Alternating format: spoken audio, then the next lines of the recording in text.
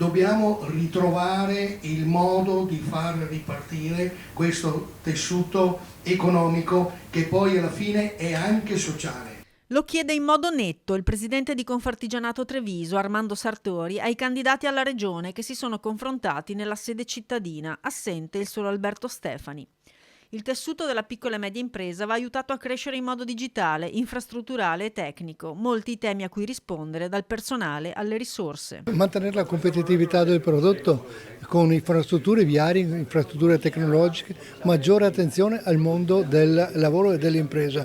Oggi non c'è la politica che naviga da sola e non può navigare a vista, deve avere come propria partnership proprio il mondo del lavoro, il mondo del Confartigianato e tutte le categorie produttive di questo territorio. Gli artigiani hanno una consapevolezza del loro ruolo e delle prospettive, sono stati purtroppo abbandonati negli ultimi anni e penso che debba essere valorizzata la loro capacità di creare un'economia forte che crea futuro, maggiori relazioni con la formazione professionale, maggiore possibilità di avere ragazzi che imparano l'arte e gli aiutano nel passaggio generazionale. Un settore fondante nell'economia e nell'evoluzione del Veneto che però è stato dimenticato e sacrificato per evoluzioni di modernizzazione e di grandi impatti economici che vengono anche da fuori del paese. Ora bisogna ritornare a metterli al centro, non come interesse tra virgolette politico elettorale, ma come elemento di protagonista per disegnare le strategie del Veneto che vogliamo. Qua abbiamo davanti due porte.